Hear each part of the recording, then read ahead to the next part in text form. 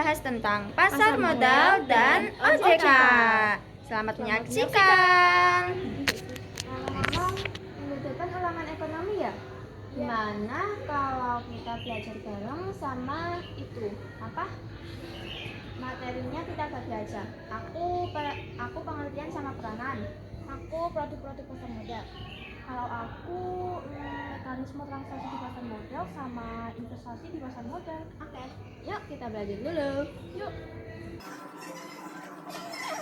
Phil, tadi kan kamu dapat bagian yang pengertian dari pasar modal. Nah, kamu bisa nggak jelasin ke kita tentang pengertian dari pasar modal? Bisa dong.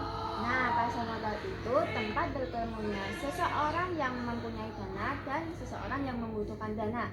Biasanya seperti jual beli surat berharga seperti saham dan obligasi. Tadi aku juga sempat baca katanya ada pasar uang sama pasar modal. Bedanya apa sih? Kalau pasar uang itu jangka waktunya itu pendek, kalau pasar modal itu jangka waktunya itu panjang. Peranan pasar modal itu apa aja?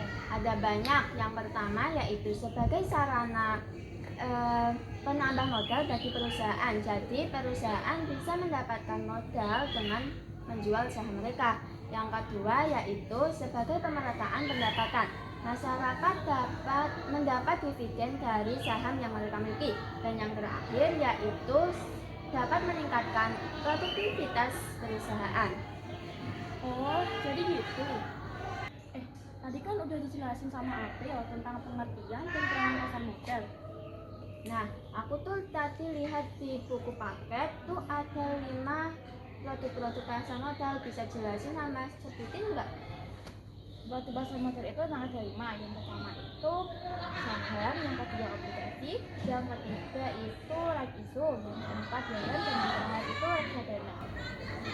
Nah, tadi kan udah kamu sebutin tuh 5 produk-produknya. Ya. Nah, sekarang bisa jelasin nggak? Yang pertama saham.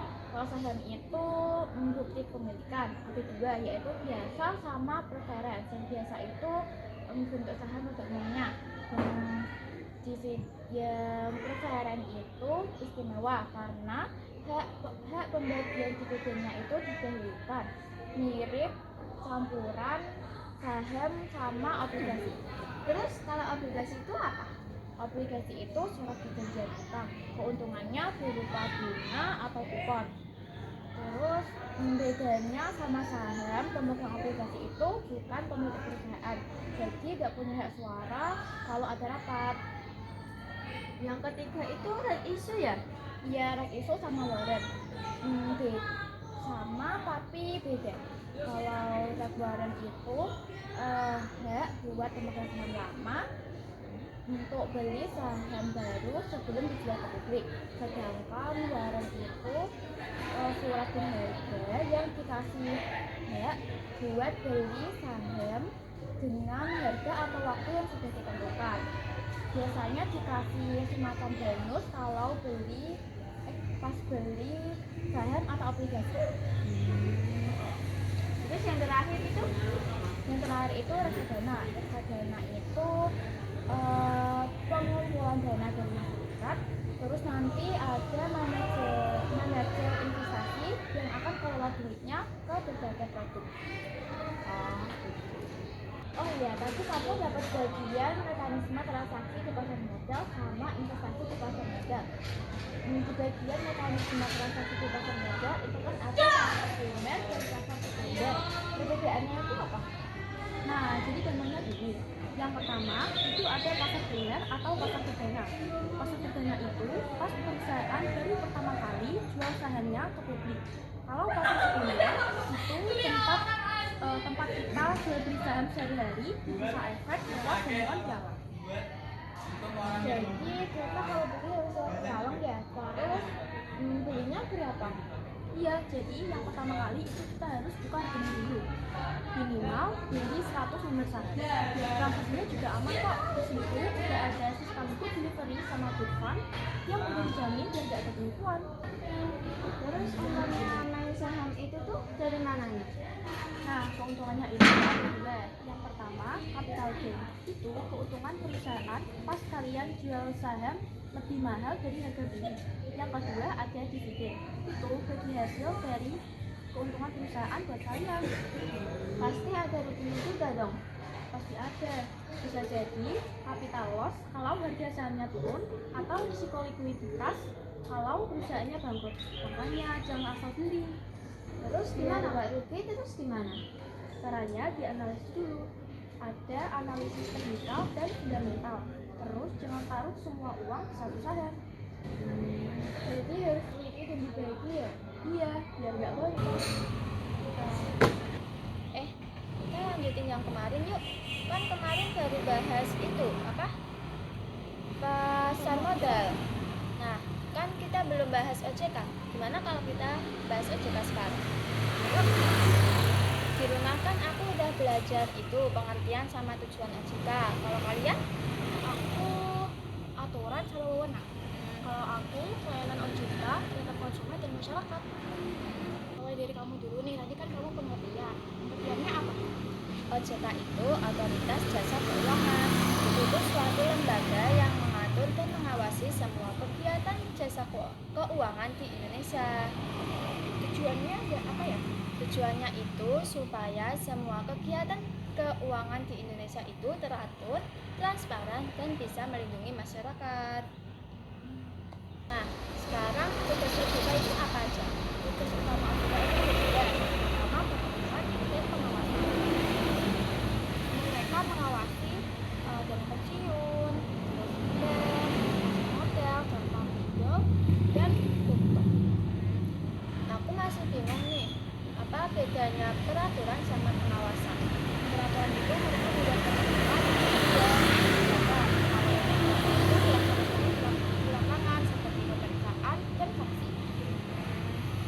Kalau izin bank dicabut, itu termasuk apa ya? Itu termasuk pengawasan. Kalau dipesankan, apa aja yang diawasi? Ada 3. Pertama, kelembagaan. Kedua, kesehatan bank. Yang ketiga, kehati-hatian. Pertama, kelembagaan itu meliputi izin sama kepemilikan bank. Yang kedua itu kesehatan bank, meliputi likuiditas, kredit, sama laporan keuangan. Yang ketiga ada kehati-hatian, yaitu meliputi manajemen risiko. Kedua, tata kelola, dan yang terakhir cegah pencucian uang. Oh, jadi gitu. Ya. Kalian tahu nggak siapa yang ngawasin biar kita nggak ketipu pas lagi nabung atau investasi? Emang siapa? Yang semua itu namanya OJK atau Otoritas Jasa Keuangan. Mereka yang ngawasin layanan keuangan. Selain peraturan dan pengawasan, tugas mereka apa aja? OJK itu tugasnya buat ngasih edukasi soal produk keuangan, mengawasi layanan keuangan, dan bisa memberikan investasi yang dapat merugikan. Jadi kalau ada investasi bodong itu bisa ditindak ya? Iya, makanya sebelum kita pakai layanan keuangan, pastiin dulu udah terdaftar di OJK biar aman. Walah, tapi kalau kita udah terlanjur rugi atau dipersulit sama bank, OJK bisa bantu nggak? Bisa banget, OJK itu punya layanan pengaduan konsumen. Mereka nyiapin perangkat dan mekanisme biar kita bisa lapor kalau merasa dirugiin sama lembaga jasa keuangan.